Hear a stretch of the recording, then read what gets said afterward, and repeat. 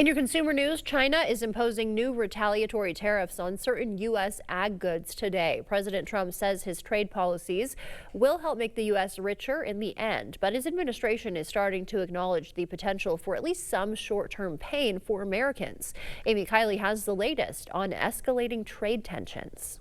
In trade, as in hockey, Canada will win. Some American trade partners are cracking down on U.S. exports. Starting today, American farmers face new retaliatory tariffs on many products they send to China. The measures include an extra 15% duty on chicken, wheat, corn, and cotton, and a 10% one on items such as beef and soybeans. Some American farmers say they're worried escalating trade tensions could make it harder to sell their products abroad. Everything we produce far exceeds what the domestic market could handle. Meanwhile, Canadian Prime Minister Justin Trudeau's newly elected successor is standing by Canada's retaliation against the U.S. And my government will keep our tariffs on until the Americans show us respect. President Donald Trump is doubling down. He says some tariffs on Canadian and Mexican goods scheduled for April 2nd, quote, could go up. Commerce Secretary Howard Lutnick says duties on steel and aluminum imports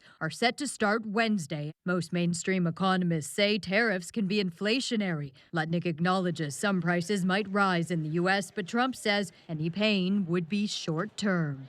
Are you expecting a recession this year? I hate to predict things like that.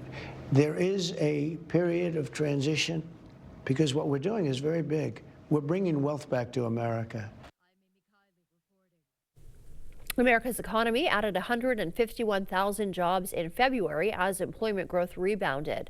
That number came in below the 160,000 jobs economists were expecting. Friday marks another solid month of job gains in the labor market, but recent economic data has shown uncertainty and layoffs are on the rise amid those monumental policy shifts from the Trump administration.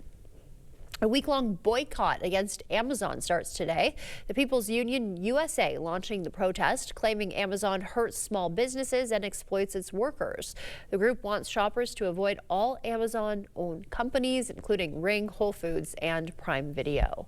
The FAA says air traffic controllers were forced to delay or divert more than 200 flights after SpaceX's 8th failed Starship launch. The uncrewed mission exploded minutes after takeoff last week, hurling debris into Florida, Puerto Rico, and the Caribbean.